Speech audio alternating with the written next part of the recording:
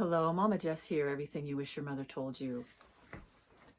Some of you have listened to my video on growing up in what I call socialist Santa Cruz, California, where my public school experience was just a slow dismantling of my pursuit of excellence, of wanting to be smart, wanting to succeed. So I learned early on that it was sinful to be smart. Within this socialist, progressive, multicultural belief, to be smart meant you thought you were better than people, you're elite, you're privileged. Never mind, you just worked really hard and you got your work turned in.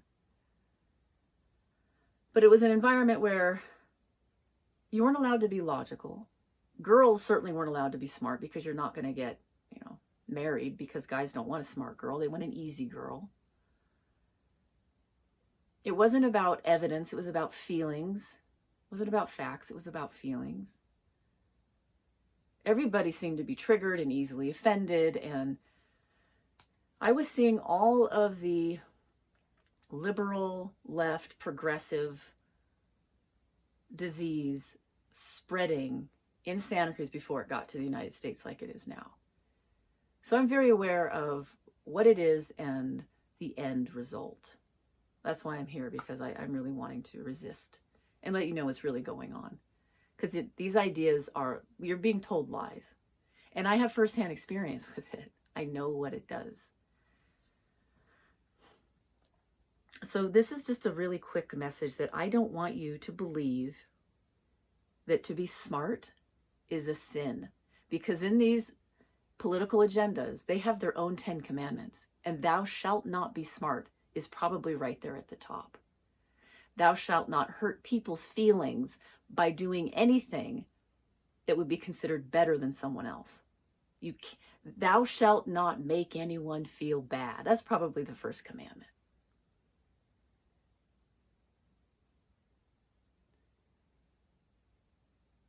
So you will be misunderstood. You will be shamed. You'll be told that you're arrogant and that you're unloving and you're hateful and you think you're better than people, but it is not true. You're just smart.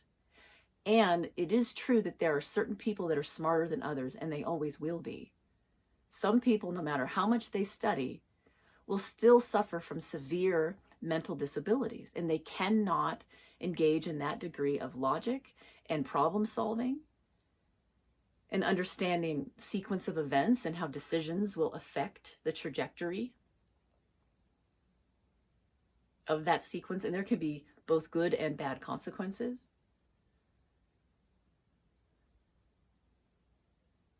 So do not feel ashamed for being smart.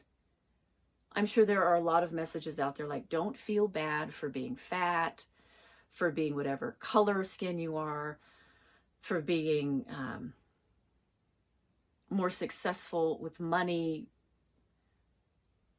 or even, it's okay that you're disabled. There's a lot of compassion out there for disabled people, that you're loved, you're valuable, it's okay. But I'm here to give a message to the young people out there, and anybody who hears what I'm saying, because you know what I'm talking about, that I'm here to encourage the smart kids. I want you to go and be as smart as you can. Because for the preservation of a country, we need smart people to make the right decisions for the preservation of the civilization. So stand in your smartness, continue to get more educated through reading the right books, the right history, which just means the accurate history. And you will have to go through the difficulty of learning all of the truth and nothing but the truth that will cause a lot of dissonance in your mind at times. It'll be devastating to realize how much you've been lied to in your education, but also it'll be difficult to confront the horrors of history and realize this is way worse than I thought. Human nature can be way worse than I ever could have imagined. Humanism kind of falls apart. People aren't as good as we might be told. Maybe it's not as so black and white. The white man's bad and the black man's good. Or men are bad and women are good. Right? Those are all the most simplified, wrong conclusions for someone who is merely ignorant, both in history and life experience.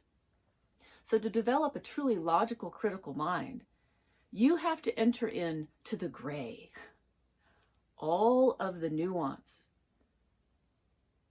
all of the discerning of individual cases and the complexities of things. A child mind loves things simple, the good guy and the bad guy. That white cowboy, he's a good guy, and that Indian's bad. And as you get older, you know the facts like, well, that ain't true. They both got issues. They're both guilty. And maybe they're both honorable in certain things. And our minds don't like that. What I find so intellectually annoying about most of the arguments online is that there's so much all or nothing thinking, that women are this way and men are this way, and in the dating world, women are this way and all men are this way, that all feminists are this way, all Christians are this way. I mean, it's such bad thinking. So yes, of course, we can't say that all the white cowboys were good and the Indians were bad. You have to now realize, like, oh, maybe that cowboy guy was a weirdo and he'd always go to the brothels, but that was a good man and he was fighting against, slavery, and he was fighting against oppression, and he cared for his wife. Oh, but that white guy, he was mean to his wife. Well, and that wife, she was a drunk. But that wife, she was a virtuous woman, and she was trying to really stand up to injustice and protect the children. Right? This is wisdom. It knows how to look at all the different situations and not do these blanket statements and label people this way, and you're a feminist and this is what you think, and you're a Christian and that's what you are, and you're a black person, so this is how you're going to be. It's annoying. And I really don't want you to be that way. That's what it is to be stupid. That it is to have no understanding of human nature, no understanding of life experience, and you live in a world of delusional fantasy, all or nothing, black and white thinking. That's not good. That's dumb. I think we have all heard that phrase, life is hard, but it's harder when you're dumb. But I think in this culture, we need to change that statement. Life is hard, but it's harder when you're smart.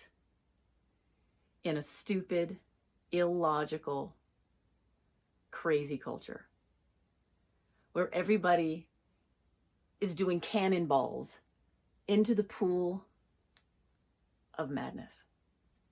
And you have to sit back and watch it. You have to watch all the death happening all around you. I think that's harder right now. It might have been harder back in the day when everybody was smart to be dumb, but now it's much harder to be smart among so much stupidity. So you will have to go through the expanding of your mind to hold all of the truth. And it will be very difficult. And it will cause a lot of sorrow. The more knowledge, the more grief. And the more wisdom, the more sorrow. And a lot of people think, oh, well, you're smart, you think you're better than us, and you're going to live a better life and make more money. But you're also going to carry a greater responsibility of knowing things. It's very, very burdensome to carry the weight of knowing. Oblivion is a delightfully light place to live. But that is not for someone who is highly intelligent and they are gaining more knowledge to put all the pieces together. So stand in your smartness. We need you to be smart. Don't be ashamed. And if anyone shames you, just get away from them. Everybody wants to bully everybody nowadays. But just get away and get on with the business of growing and healing and maturing and becoming more useful for society to protect against the insanity and the foolishness and the absurdity and the stupidity that ultimately will become the greatest cause of downfall in our country. All right, so get sane, get smart, and get skilled. And I'll see you next time. Bye-bye.